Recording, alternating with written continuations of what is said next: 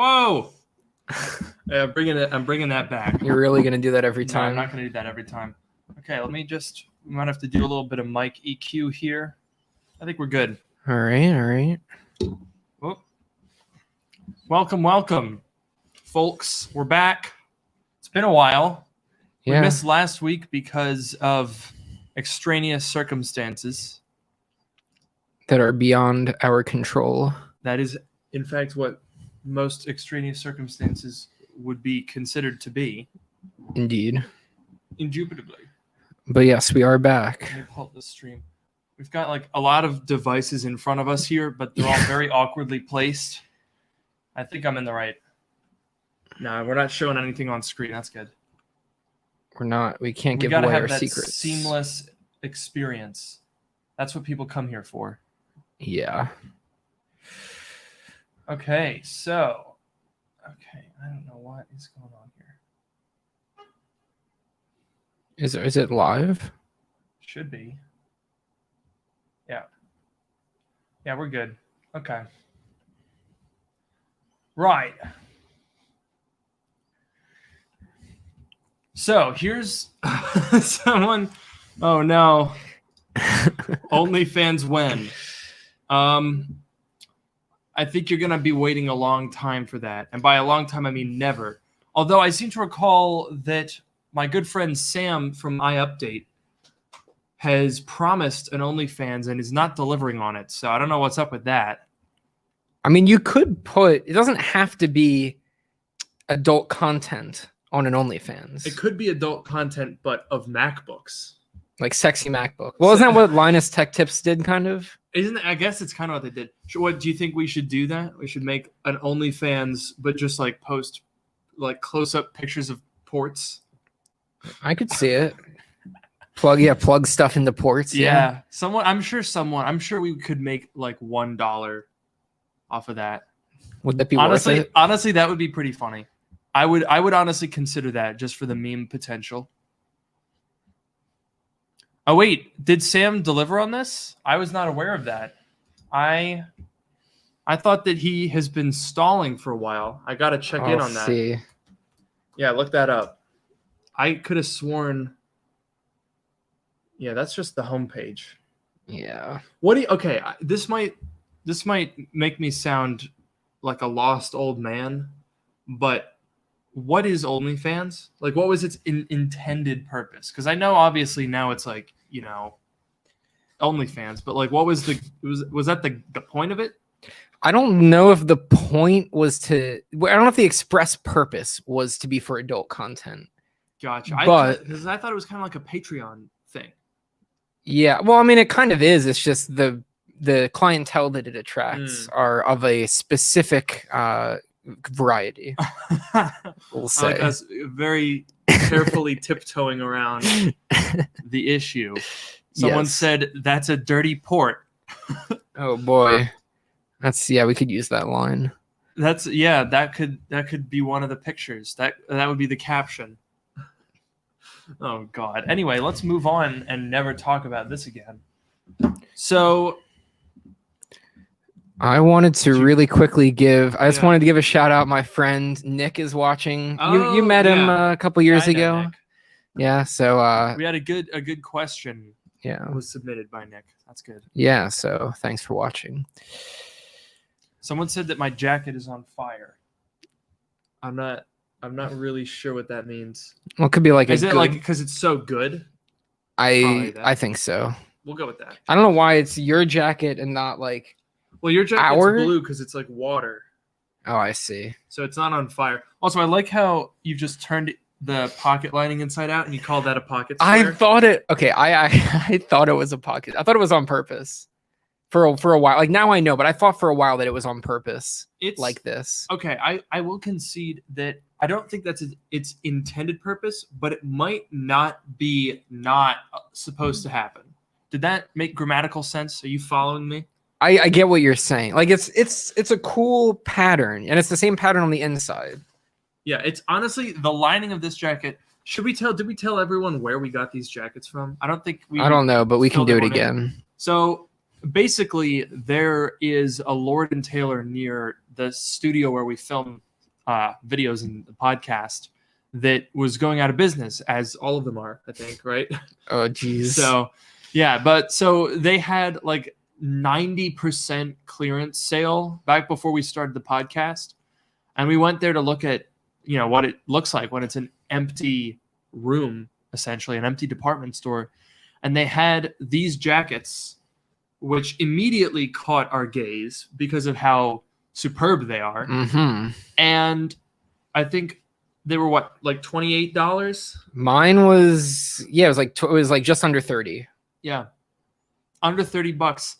And like, okay, mine doesn't have as cool of a lining, admittedly, but look, it's got like bees. Got some bees on it. That's pretty cool. I support the bees. That's good. It's got lots of pockets. It's paisley, which is excellent, of course. And I mean, what you can't go wrong. The MSRP on these blazers was like $300. Well, I still have the still have tag the on tag. mine, of course, and How mine much? says $350. Yeah, $350. We got them for $28. Yep. That's a steal right there. How can you say no to that? That's pretty. The funny thing though was you found your jacket first, I did. and then it took, I think, it took a couple minutes. But I was very jealous when you found that. And I was like, I really want one that looks like that. And then we happened to find this one, so I'm glad that we I did. think the lining on yours is more interesting. It is. It's got some nice flower. Oh, butterfly. There's a butterfly in there. Also, I feel like actually, let us know in the comments here. I'm quite curious. Between our two jackets, which would be like, obviously we kind of got them as like a goof because they look kind of silly.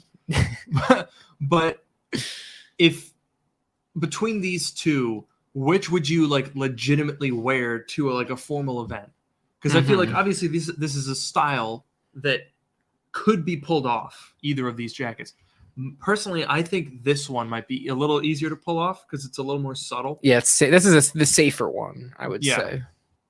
Yeah, I think I could definitely see that. If we're ever invited to a formal event, if formal events ever exist again, we're going to show up with these. Like, we're committing to this. If we're ever invited. Yeah. Like that's, like, we would like no weddings, no bar mitzvahs, not just like if that happens. Yeah.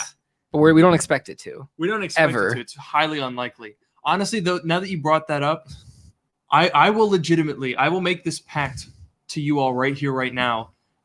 The next wedding that I'm invited to, like a family wedding or a friend or anything, I will legitimately wear this jacket to the wedding ceremony. I'll do it. That's a guarantee right here. I would do the same thing. Honestly, it looks like Chad is pretty split. Yeah, I'm surprised. I'm seeing a pretty even split here on which of our jackets would be preferable. Navy, yeah, navy's a good color. I can't deny that. It is nice. We had a couple other questions here.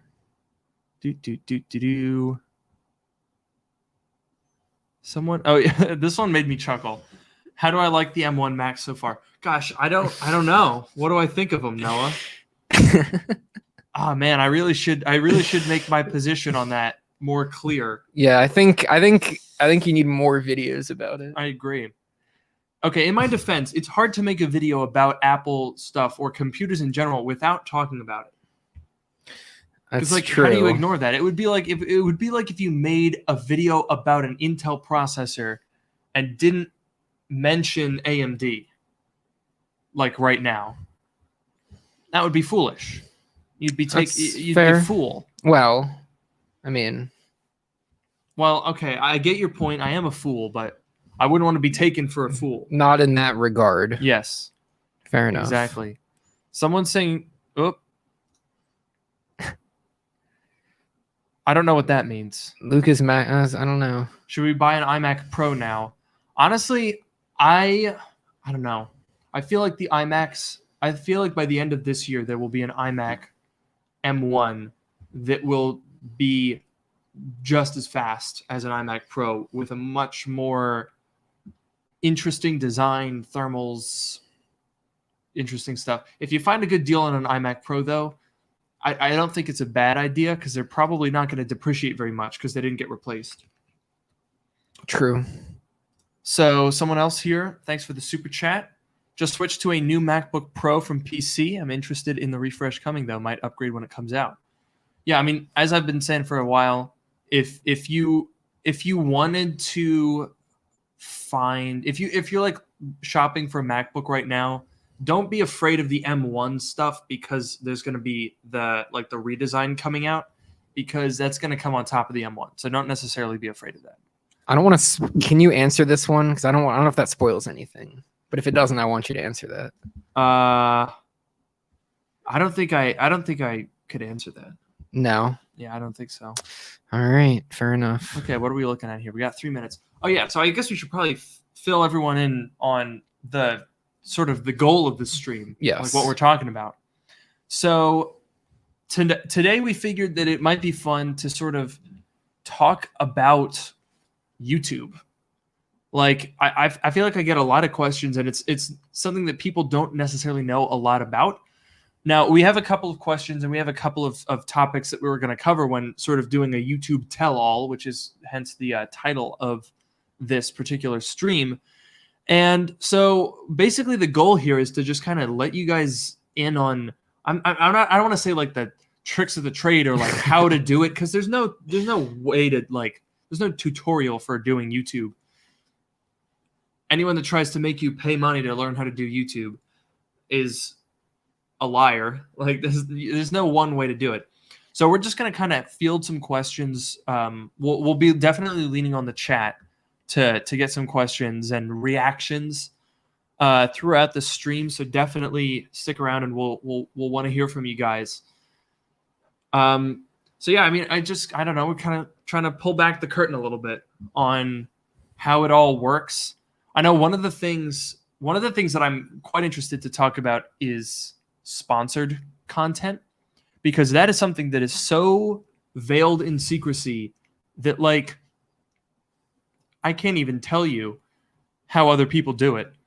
Like I legitimately, and we'll get into this in the stream, but it's like not even YouTubers know what other YouTubers do for sponsored content. It's like completely done in a vacuum. It's interesting. So someone asked, are we going to focus on tech YouTube or YouTube in general? I guess that kind of depends on the question. I think a lot of what we're going to talk about is going to be somewhat broadly applicable, but obviously considering that we are both coming from a tech YouTube perspective, it would be hard to sort of divorce that from our commentary. Yeah. Also wanted to thank Austin for the super chat. Appreciate the support. Yep. That's kind of funny. Someone said, do I like the Magic Mouse or the Magic Trackpad? I use a lot of Magic Mice. What's your, I know you're a trackpad. 100%, 100% trackpad. 100%. It's just all the, I know you can do some of the gestures and stuff on there, but just, I don't know, the glass surface and doing all the gestures. It's just, I don't know. It's just very nice. I love my Magic Trackpad. I got used to the Magic Mouse when I switched to an iMac for video editing from a MacBook Pro.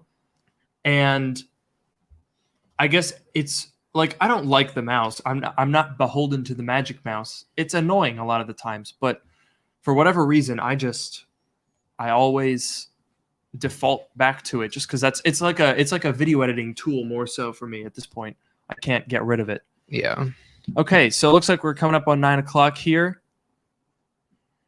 Let me just. Did I come up with a thing? I just put one in there. All right, I like that one. Okay, we're gonna get started here. Let me just make sure. Is this? I don't know. Hang on a second. I want to make sure that our audio recording is working here. Okay, we're good. Okay. Welcome to Dark Mode, the podcast that brings you sage advice from two technology experts. And that's not just what we call ourselves. It's what our moms tell people when they accidentally delete a line of code and their website breaks. I'm your host, Luke Miani. And I'm your host, Noah Rubin. On this show, we take questions from listeners, attempt to answer them to varying degrees of success, and maybe even have a laugh or two along the way. Just one or two. Just one or two. You have to mention that every time. We have to say that every time. Okay. It's important to be legally accountable. Uh-huh. So in today's episode, we are going to be talking about YouTube. which is kind of ironic because that's what we're doing right now. So we're just kind of talking about what we're doing. This is the state of our society. So more specifically, we kind of wanted to pull back the curtain on what it's like doing YouTube semi-professionally as well, and like kind of just how this all happened. Because I think one of the biggest misconceptions with YouTubers is that, you know, the whole notion of like, oh, this person just came out of nowhere. I feel like that's a really common phrase. Mm-hmm. They came out of nowhere, or like blew up overnight. That's something that you hear about a lot. However, it's never true. It never happens. I have yet to see a single case where someone just random person with no other internet presence starts a YouTube channel and just takes off like a rocket ship. It's next to impossible to do. And I think that's I think it really stifles creativity, because when people make a channel and they see all of the creators, which are realistically in the top like 2%, just like going off like crazy, and it can be definitely discouraging. So I figured one of the things that what we'll do to start off here is sort of talk about what started us on YouTube. Where was the beginning? All right. So for me, actually, we're coming up on 11 years of doing YouTube. Since someone's talking about the iMac 2010, mid 2010, hey, that's when I started doing YouTube. It's been a long time. Yeah. The Macs that were on sale when I started on YouTube are worth a lot less than they used to be. That's how long it's been. That's the way that you can measure that time. So I started by doing like Lego stop motion videos in my basement in middle school. And then I did some comedy sketches. I put air quotes around that, listeners, because they were not funny. Also in middle school. To middle schoolers, to middle school us, they were funny. They were funny to us. Noah and I worked on a couple of those as well.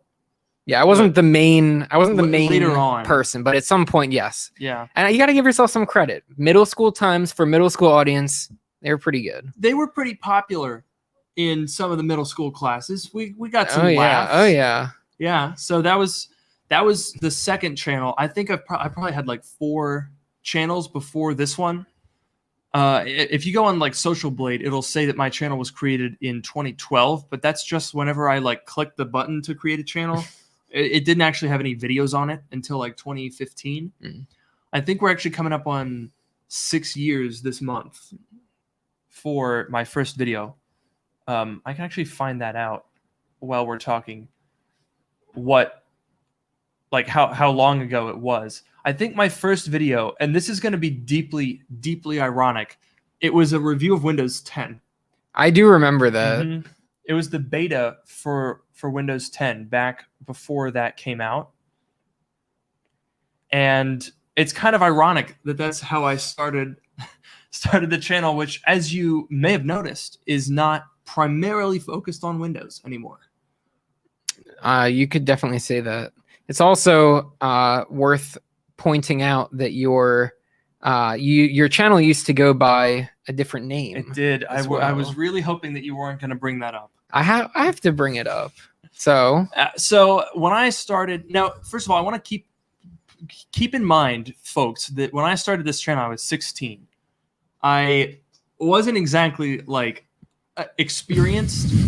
I think my most popular YouTube channel to date at that point had 81 subscribers. That was the Lego stop motion channel. So I didn't exactly know what the heck I was doing. But so my initial name was Tech Check because I thought it sounded cool. That's and I stuck with that for like 3 months. Well, it's not that bad. You switched because I think you found someone else had that name, right? I think so. Someone or something had the name Tech Check, so you switched. Yeah. Those early videos, I mean, as you would expect, if you've never done YouTube before, you should not expect that your first videos are going to be like really incredible quality and like super well made. Your pacing is going to be all over the place. It's just you can't expect a whole lot out of it. Yeah, I mean that's part of it. You gotta start somewhere, and you get experience. This first video, this Windows 10 review was May 8th, 2015. So May 8th will be the 6th anniversary of my channel. It's coming up. Yeah. Now it sounds like that's actually the next interesting thing that we wanted to talk about. Actually, before that, someone asked how long have we been friends? We've been friends for about 8 years. Yeah. So we were already friends when I made this channel. Noah already had his channel by the time I made mine. Yes. There were several channels before this one. Yes. While Noah and I were friends. I went through a lot of YouTube channels. I was very indecisive. Yeah. But Noah's YouTube channel was actually much more successful than mine when he started off. At the beginning, yeah. So I can talk briefly about that. So my channel started in January of 2013, and I created the channel, I think it was like January 4th or something, and then 2 weeks later was my first video. So it was January 2013 was when it started. And the reason why I created the channel was because back in the summer of 2012, I'm 99% sure this is correct, and this is from a timing perspective. The story. Yeah, I'm bad with memories and times and everything, but as far as I can tell, so the summer of 2012 was when I learned Java for the first time. So I had been programming with like some drag and drop stuff, like a more advanced version of Scratch, basically, since like elementary school. But 8th grade, so summer before 8th grade, summer of 2012 was when I actually started learning Java. And I wanted to learn Java because I wanted to make plugins for Minecraft servers. So back then, I don't know if it still exists today or if it's as widely used today, but there is this platform called Bukkit, Bukkit, and it was just this Minecraft server that you could run, and it provided a framework for you to create plugins that you could put on a server, and they could you could do a bunch of different things. You can make games, you can make permissions and like ranks, and there were all kinds of different things you could do. So that's why I wanted to learn, and I started in the summer of 2012, and the first plugin I made was you could type a command and it would like heal you, it would like give you full health, or you could type another command and it would kill you. And there were like a few of those commands like that. It was super basic. What a simple start.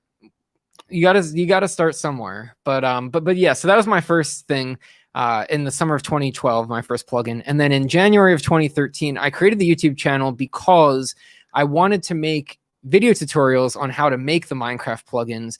And my main motivation at the time was I never had a script. When I made those videos, the Minecraft tutorials, I never wrote a script ahead of time. I knew what I was going to discuss ahead of time, and I knew like what example I was going to use, but I never wrote a script. So if I wanted to discuss something, I had to understand it well enough to be able to explain it off the top of my head. Now, if you watch some of those videos, I can be a bit rambly, or like I'll be debugging like live during the video because I'll make some sort of a mistake. But overall, my idea was that the YouTube channel would motivate me to learn the programming and put the time in, because I wouldn't make a video unless I actually understood something. So that was an interesting approach. That was how I started. My first video was the first episode of my Bukkit coding series that went on for a while. I mean, that series had like, yeah, because it had like, I feel like it had, maybe it even had 100, but it had like at least 80 videos in that one series, and there were other ones as well. But yeah, so that was how my channel started, and so that was like 8 years ago, right? 2012, so 9 years ago. 2012, 9 years, yeah.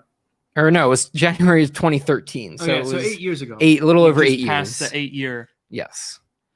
And that was, I believe, my first channel.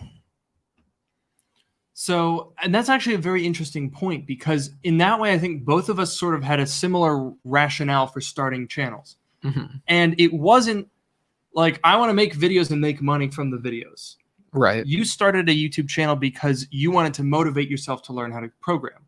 I started this YouTube channel because I wanted to learn more about tech and learn more about filmmaking. Mm-hmm.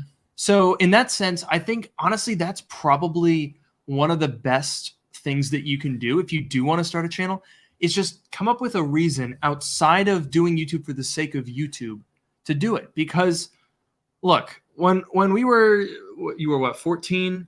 And then I was 16 when I started mine. Yeah. we didn't know anyone. We didn't have any industry connections or expertise or technical ability or anything. It was also very different. YouTube was very different at the time. It was very different in terms of like, yeah, I don't know. I mean, I don't know. I never did any of the social stuff, but I feel like there probably wasn't as much of that kind of stuff. I don't know. Yeah, I mean, there wasn't as much. It's all sort of exponentially scaling, but there definitely wasn't as much. But I guess the thing is that if you start a channel and you have expectations of success outside of your own personal goals of making videos for yourself, you're probably going to be disappointed because, I mean, it took me a year to get 100 subscribers. Now, granted, I didn't play the game very well. I wasn't like, promoting my stuff anywhere. I wasn't networking with anyone because that didn't really occur to me, in all honesty. But that's just kind of the way that it happens. And that's okay, because when you're making videos without an audience, you can make whatever you want. You can try some stuff.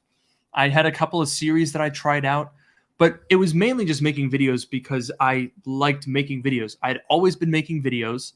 And the reason I started in 2015 specifically was 2014 was a year where I didn't make a whole lot of videos. And I was like, I don't know what to do with myself. I'm bored not learning more about making videos. So that's the main reason why I did this, was like, I like tech. I like making videos. I'm not making videos and I don't talk about tech. So I'm going to change that. Yeah. It was because I was bored, realistically.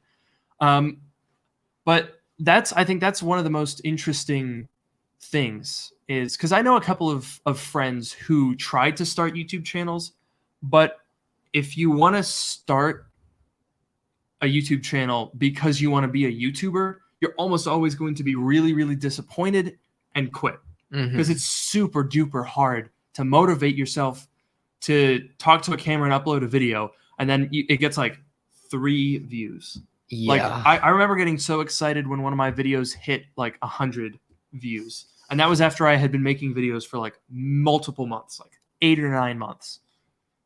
So like, it's a slow thing. And I think that's probably why the reason that people succeed on the platform is because they're doing things that they're passionate about. Because if you're going to persevere and make it to that point, you have to be passionate about what you're making. Otherwise, you're not going to do it anymore. Like, yeah, it's definitely so much easier to not make YouTube videos than it is to make YouTube videos. Yeah, it's a fun fact. It's also it's also the same. Not to derail the conversation, but the exact same thing applies pretty much everywhere. But also to coding, I always say, like, if you start coding because you have $1 million app idea, spoiler alert, it's not $1 million app idea. But if you start coding because you claim to have $1 million app idea, then you're gonna get frustrated with it and you're gonna quit. It's coding, YouTube, all this stuff is all the same. That if you want to really get to a good point, you have to do it because you want to do it and because you're passionate about it, or else you're just not gonna put in enough time and effort and make a high enough, make something of high quality and make enough things to actually get somewhere. So absolutely. Yeah, got to work it up. And that's one of the things, like, back to what I was saying at the beginning about how there's this idea that certain creators will blow up or come out of nowhere, when that's not really the case. So last year, I actually did a pretty interesting poll. I might do another one this year, where it was in like March or April of 2020. I did a poll on the channel. And I said, what year did you start watching my videos? Mm-hmm. And it absolutely blew my mind. I guess it probably shouldn't have, considering like I'm aware of my subscriber growth curve and how weighted that is towards recent years. Right. But I was really, really, really surprised when, like, 2018 and 2019, those were the 2 years that surprised me the most, because those were the 2 years where I thought, like, oh, I've started to do things on the platform. But only like 6 or 7% of people responded that they were actually around then, which I guess makes sense because I had like 20,000 subscribers and now it's a lot more than that. So statistically, it makes sense. But it's weird to think about.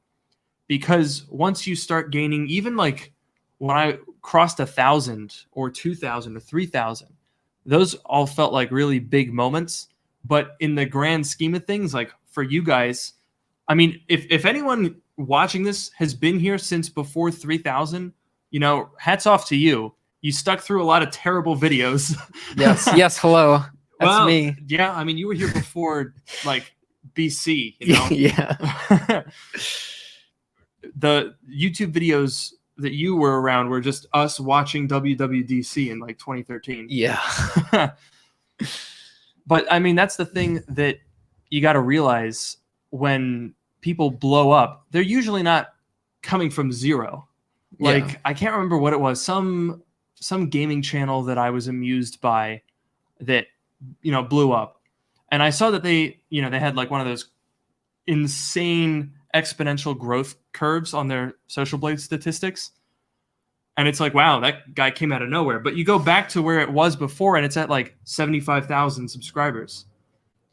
That's like at the point, if you have 75K, you're gonna be telling people like, I'm running a pretty decent YouTube channel. I have a decent follower base. That's not coming out of nowhere. Yeah, definitely. Probably took up a couple of years to get to that point. Yeah, I mean, you can definitely you can have a lucky video where the algorithm can favor you, or you can make a really good video, or you can have a video that happens to do well and the algorithm loves it, and you can there's definitely luck there, but not from zero, not from zero. Yeah, it's after you've put in a lot of time. Yeah, that's exactly right. I mean, the algorithm is very based on consistency. So if you don't have more than 10 videos on your channel, unless you're like shoveling in views externally and just like redirecting people there from another platform where you already have a following, you're not just going to organically explode, especially given how saturated YouTube is. It's like, crazy. It's crazy. Someone asked a really interesting question about like the gear, because I think that's a situation where like 2015 doesn't sound like that long ago, but in terms of like YouTube gear, I think it's a pretty big difference. Like I think it would be easier to make very high quality footage for less money now than it was then. Like I know for me, my initial setup for the first probably almost 2 years was a Nikon D3200. You had one of those. My sister had one. Yeah.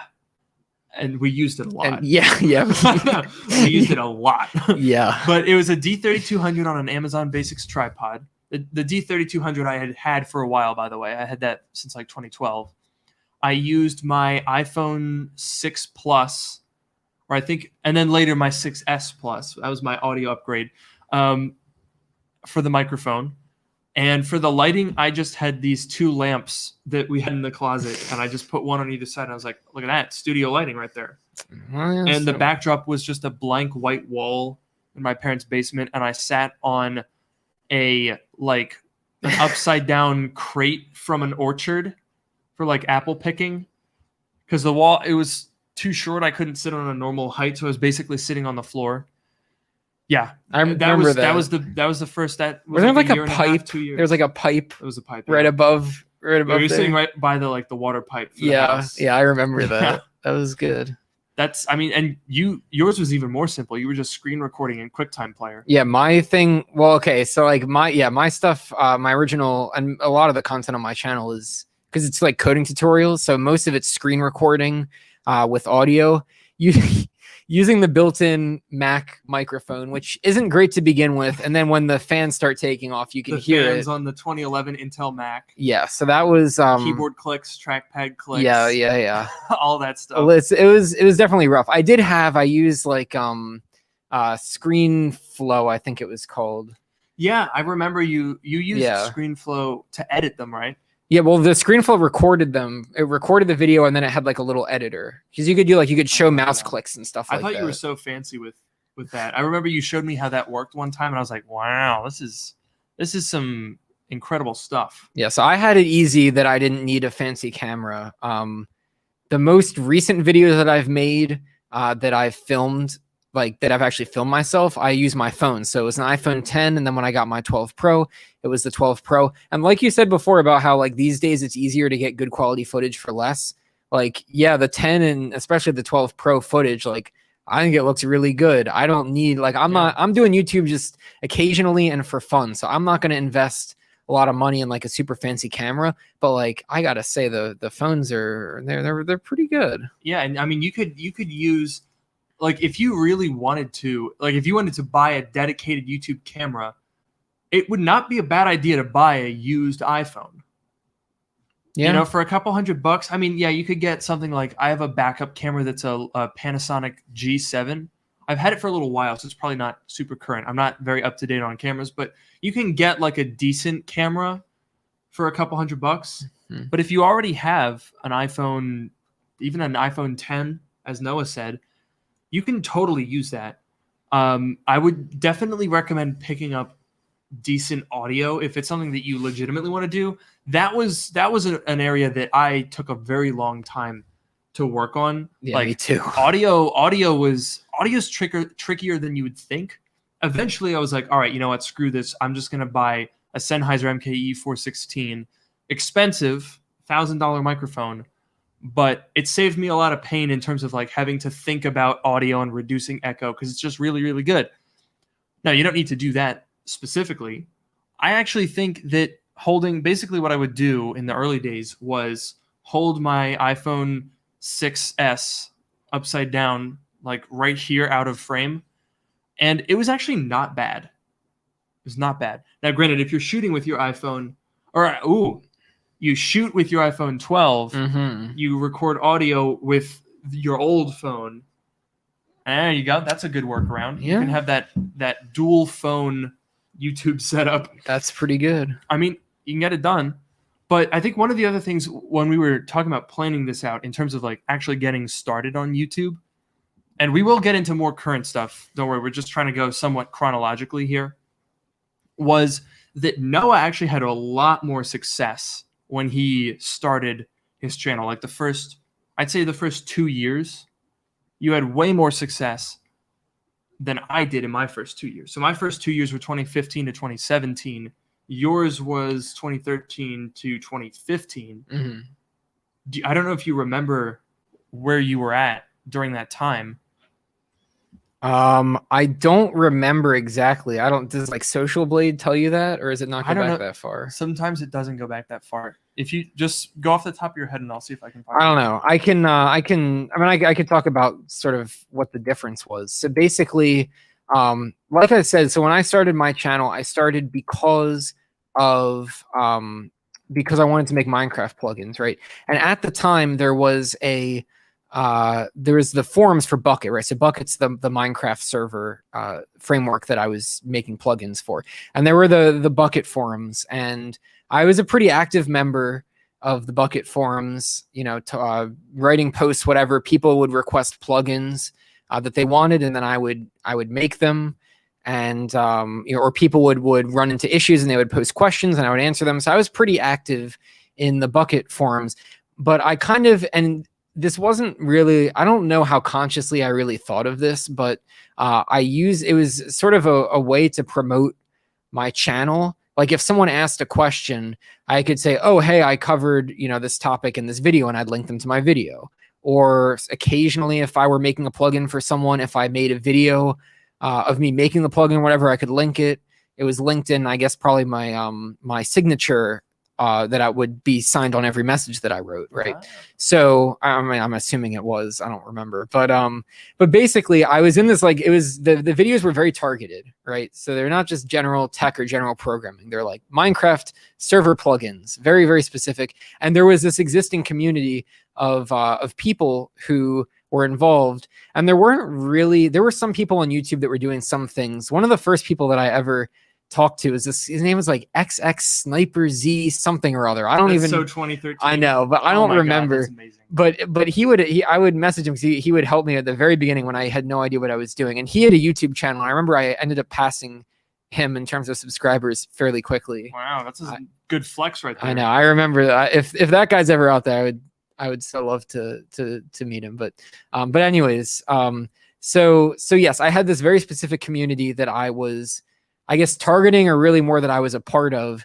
And there's, you know, the forums that already existed with a lot of people on them. So I think that, or I don't think it absolutely did help, you know, initially with my channel to go from 0 to, you know, some people watching it and, you know, pick it up from there. Yeah. And so I only found out about this right before we started streaming, because I didn't realize that when I started my channel, I basically didn't do anything. And I remember I was always kind of surprised because Noah grew. I think when I started, you were somewhere around 8,000 or 7,000. Okay. I checked Social Blade. It only goes back to 2018, which is fairly useless. That's stupid. Yeah, it's not very helpful. But I remember I like looked fast you were able to grow your subscribers, and I was like, wow, that's pretty crazy. I'm definitely not matching that. That's because I didn't know. Noah had a much better strategy. And even though, as you say, it wasn't necessarily a conscious one, that is a really valid strategy. If you do want to start doing something on YouTube, don't go for the big audience right off the bat because, quite frankly, they don't care. And if they did, they're not going to see it. Right. Because YouTube's not going to show it to anyone. So when you're first starting out, your goal is not really to appeal to the algorithm at all. Your goal is to find other communities where you can find people who might appreciate your content or make content for the communities you want to appreciate. Yeah, and you know what? Let me just say one thing. I think you deserve at least some credit in this regard because maybe not your very first, but not your tech check videos initially, but when you were starting to get bigger, I think the MacBook repair was something that you honed in on, and a lot of people, and then even still, and you still do that obviously, but I think that really helped you to have a niche, and you've broken out of that since then. But kind of. It's still your niche. Yeah, definitely. And yeah, so it's not, you're not just doing tech in general where you talk about anything and everything that comes to your head. You have some sort of a niche, and that's what people, come to you to find. Yeah, it's definitely good to be like, I sometimes see when other people will refer to me, it's like, oh, it's the MacBook guy. Yeah. And that's something that you kind of want because then it's like an identifiable thing. One of the things that tech channels struggle with is low rates of converting views to subscribers. So if you were to go look at like my monthly subscribers gained and my monthly view gains, they're very, very different from if you go and look at channels in a different genre, particularly like pranks and beauty genres. And I think it's really mainly about the audience. Tech viewers are much more hesitant to subscribe. And you also end up getting more people that are looking for targeted videos. Like when I make a review of an M1 MacBook Air, a decent portion of that audience is thinking about buying an M1 MacBook Air. Maybe they'll watch my video, but by the time they buy the MacBook Air, they don't really come back. I mean, hopefully my goal as a creator is to draw them in with interesting content and make them want to see other things, even if it's not related to that purchase that they're trying to make. But at the end of the day, if you're making tech reviews, there's a decent chance that the people are going to see your review, say, oh, cool, and then never give you any time of day after that. And so that's something that happens a lot with tech channels. So having a niche is good because the niche means that people come back to see more of it. Although I think it is important also to say that sometimes niches can be pretty limiting.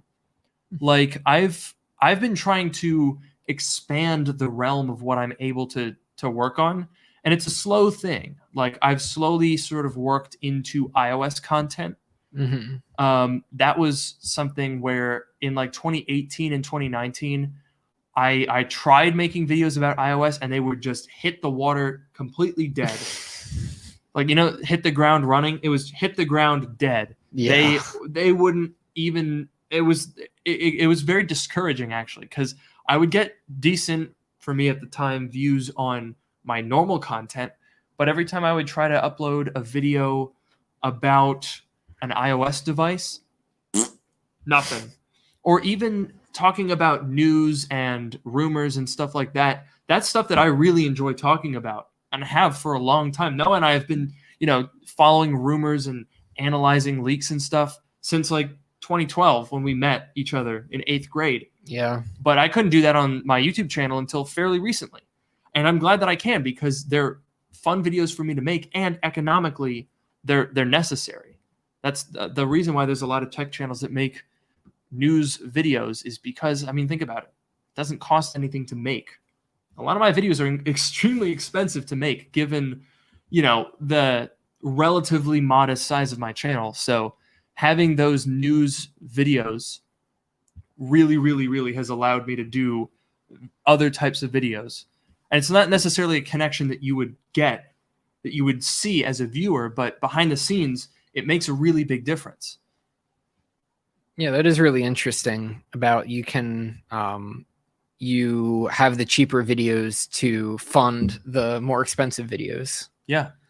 I mean, I usually try to give it a pretty good balance, so I'm not doing like 800 rumor videos back to back, because, or especially, and I like to, sometimes I'll hesitate on a subject and like aggregate things into a video so that it's not like a tiny bit of news stretched out over 15 minutes. Actually, wait, now that I've mentioned that, 15 minutes, the golden number, the length of YouTube videos is really, really important. Mm-hmm. If you go back to my early videos, which I wouldn't recommend, by the way, they're terrible. Don't go back there. It's not worth it. It's not worth the effort. I thought when I first started on YouTube, because I had no earthly clue what I was doing, I initially thought that you wanted to have videos be as short as possible because then people would watch the full video or would watch a greater percentage of the video. Okay.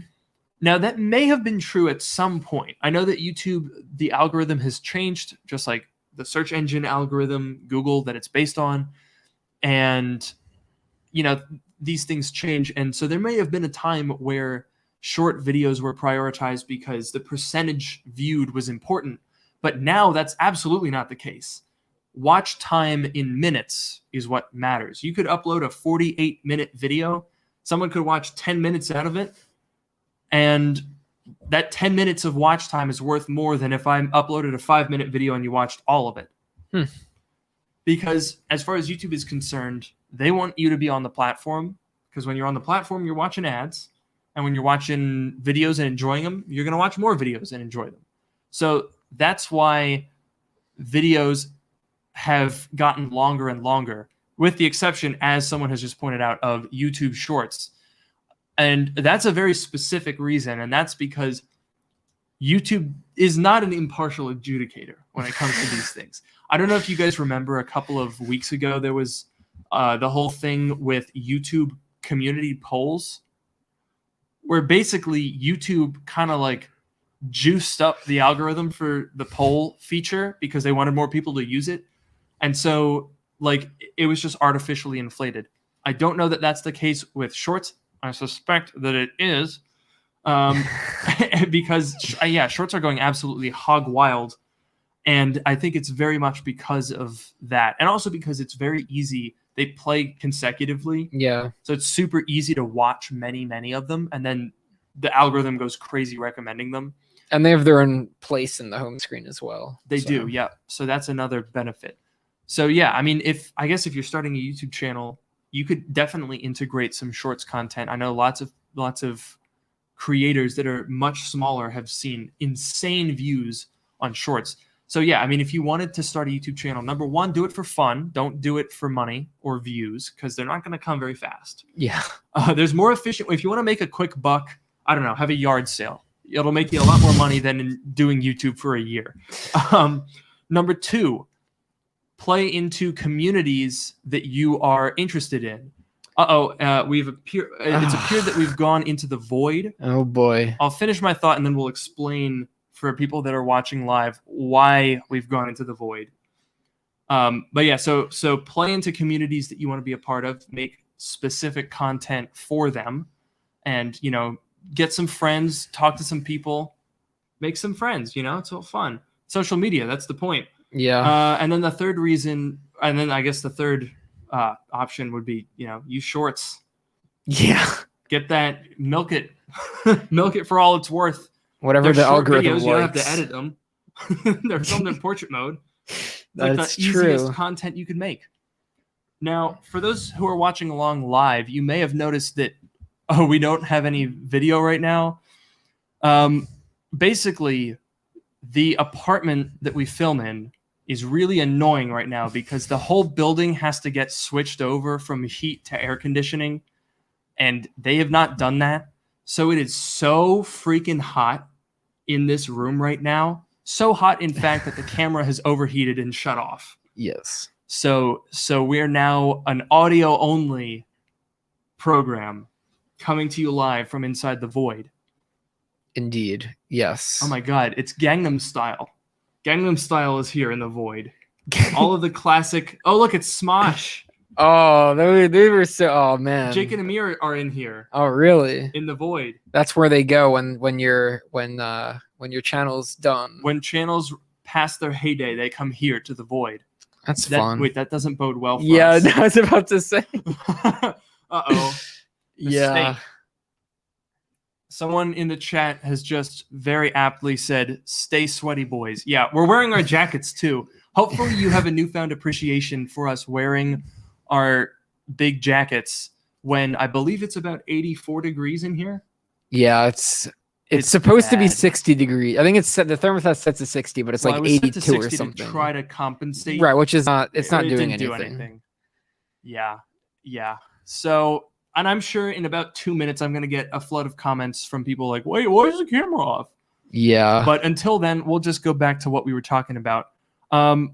So I guess you did mention the repair video. I guess I could kind of go into how that all got started. Sure. So are you trying to connect to this broadcast from your phone? Yes. That's pretty clever. Although the audio is going to sound terrible. So maybe let's not do that. We'll just mute. I'll turn the audio off on here. Okay, well, you know what? Fair enough. That's a life hack. So, what was I saying? Oh yeah. Oh gosh. Okay. We're kind of back now.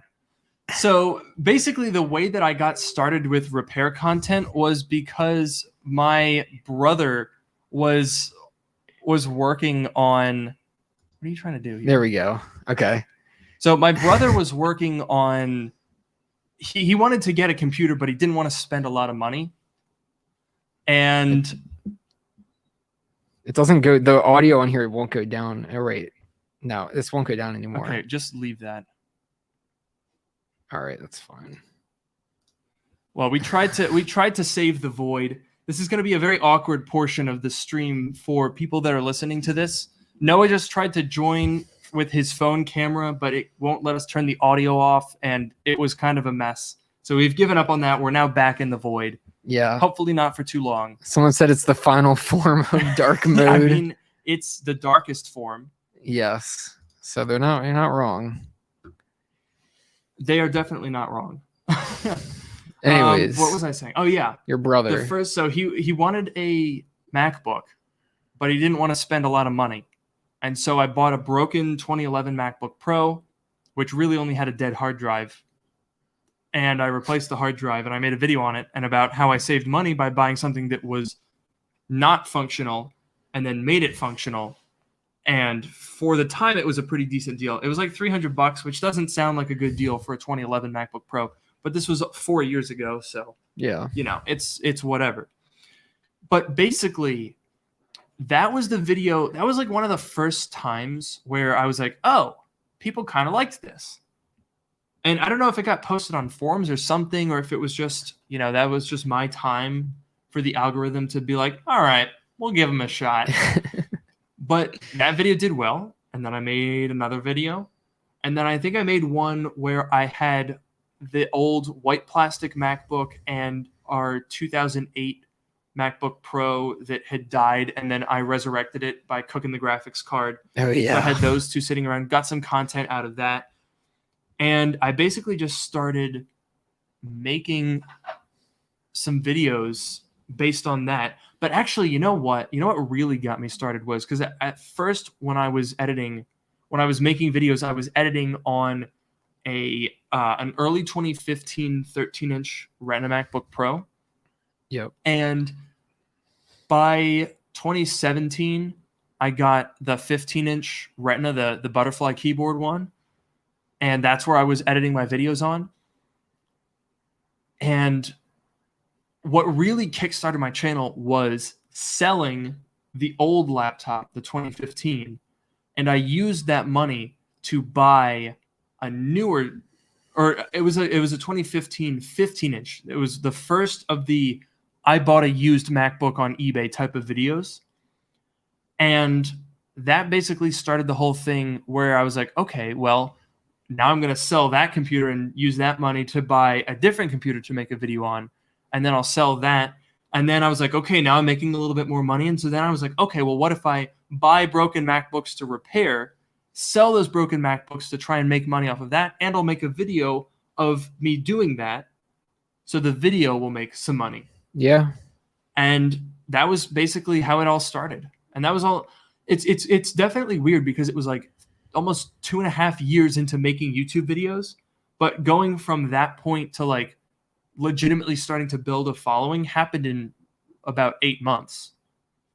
Like from that video where I did that $300 MacBook video, I had like 1,000 subscribers, but that was over multiple years and with barely any like real-time views. It was all like I wasn't making a cent off of YouTube at that point. And that was in like August of 2017, and by May of 2018 is when I hit 10,000 subscribers. So it could take a while to get started, but you do get a sense of momentum. Yeah. I don't know if you had a very linear, like your channel was very, very consistent. It was consistent while I was uploading, and then I kind of stopped for a little while. So yeah.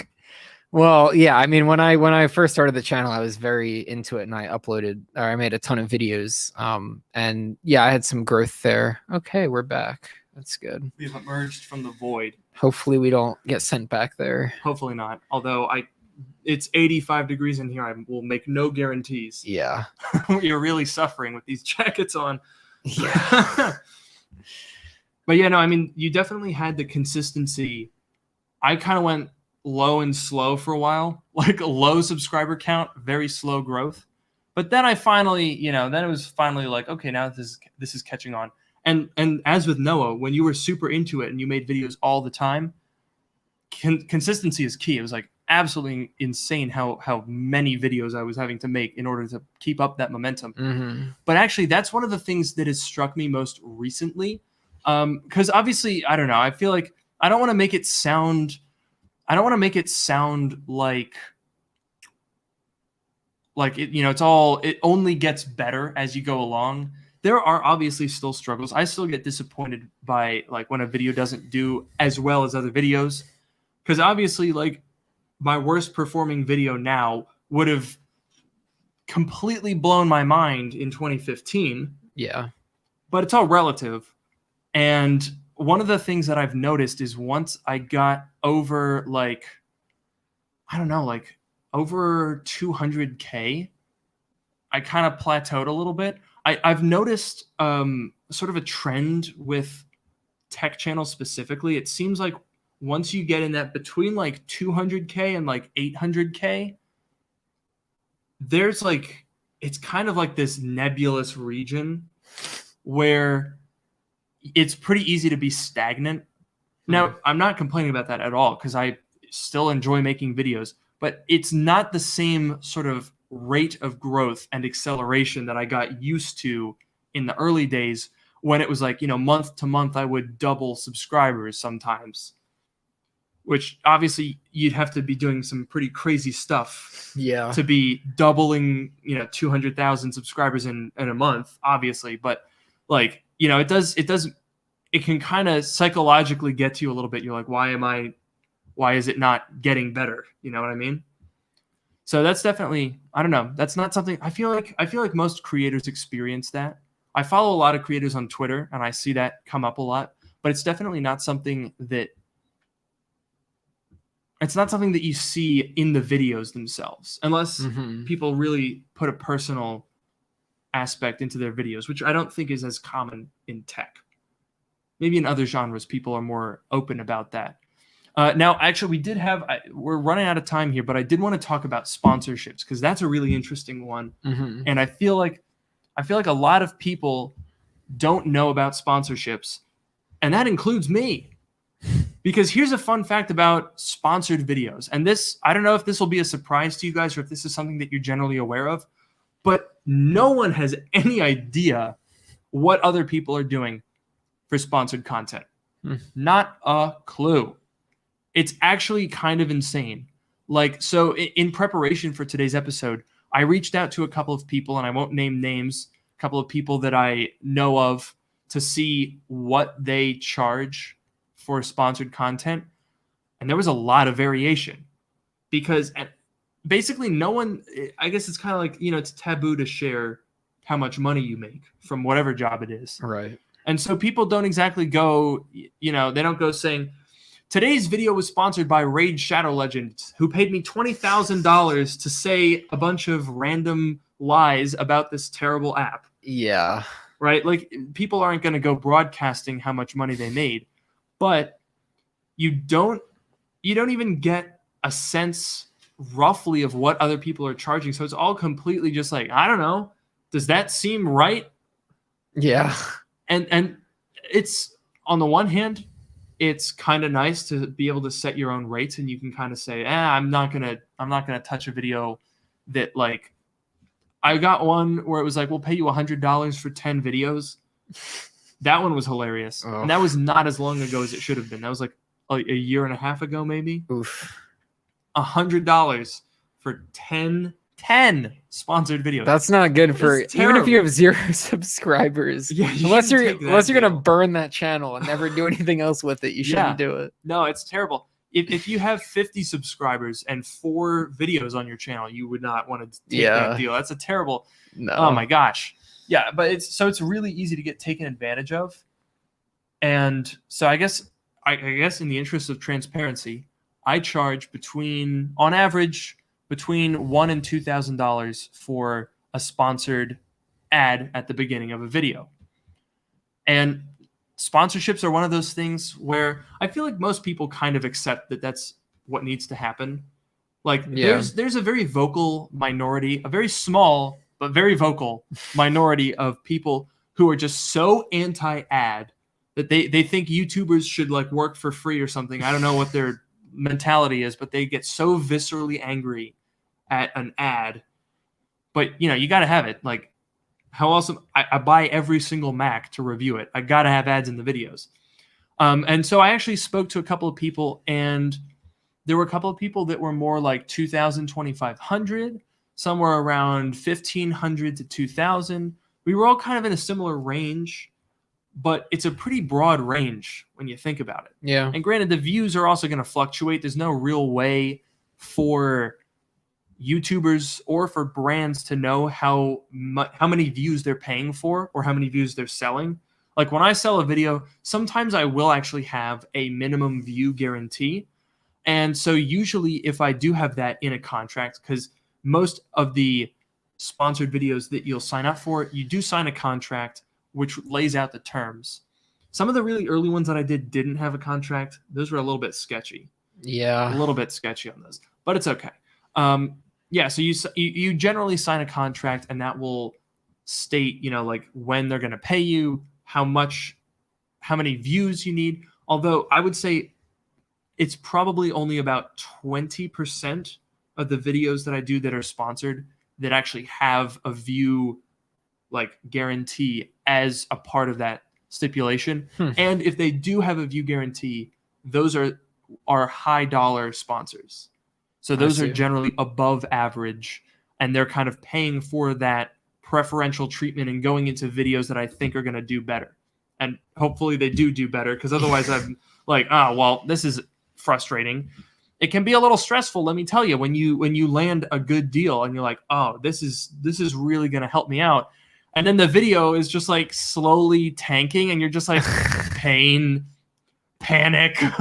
It's not a fun experience when a video tanks that you sort of sold to a sponsor at a high price. Right.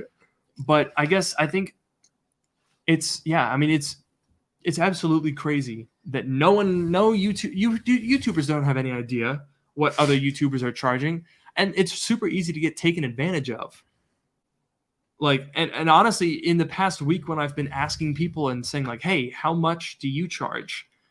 I've found it really helpful, because now I'm seeing certain sponsors or certain emails for requests where I'm like, no, get this out of here. I'm not talking to this.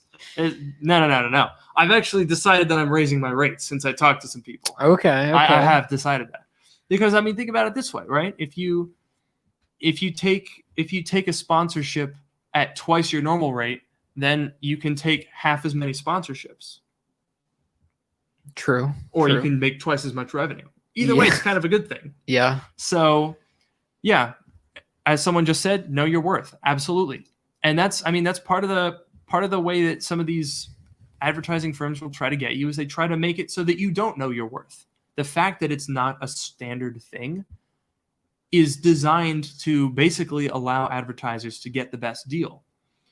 But the goal is to have a good balance where it's like, okay, well, I'm going to give you an effective means of advertising because influencer advertising is very statistically effective. Mm-hmm. But you also want to make it worth your time and not compromise your content in any way. So that's really important to keep in mind. Oh, Adrian just said, you're both worth a lot to me. Thank you. Thank you, Adrian. That's very nice. I'm glad. Yeah. That's very wholesome. We like this. Also, I guess another thing that is interesting about influencers is most of the time you're not working directly with the brand. Most of the time there are agencies that work as middle people that basically will, like, you sort of sell yourself to a client and you say, all right, come to us. We're going to get you a lot of views and a lot of clicks for your dollar. And then they will go and find influencers. And that's who I deal with predominantly. There are a couple of brands that I've worked with where I dealt with they have internal marketing departments. And those tend to actually be pretty good because they'll give you a bigger budget because when you pay for the middle people, they're taking a cut. Right. So if I'm getting $2,000, maybe the brand is actually paying $3,000.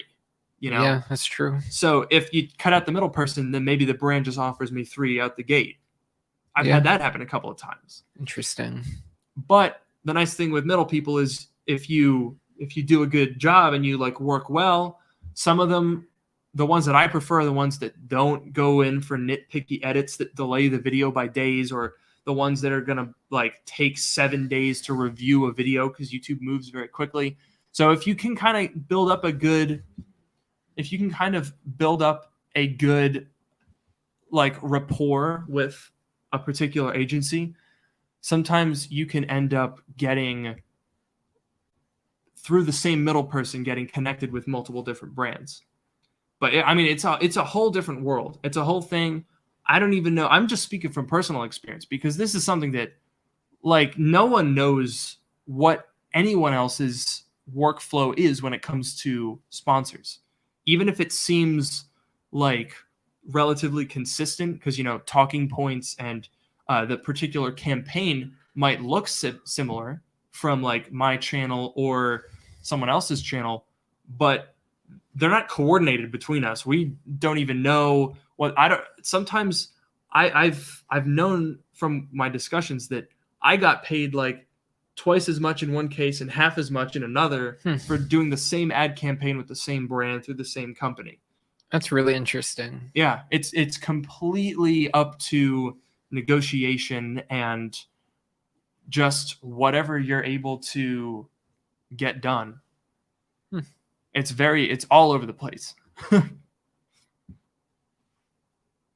Yeah, that's I don't know. Cause someone here asked how much do I charge? I don't do sponsored videos, to be fair. I don't do very many videos at all these days. Well, not on your channel. You're on my channel pretty often now. Yes, I'm on Luke's channel. I'm on Luke's channel pretty often, and so someone asked, I don't take any money from Luke's channel. Luke gets the money. To be fair, he pays for the office that I come and work in every day, and even besides that, we're friends, and I'm not, whatever. It's just for fun. And he's doing the editing. He's putting in the work, whatever. Totally cool.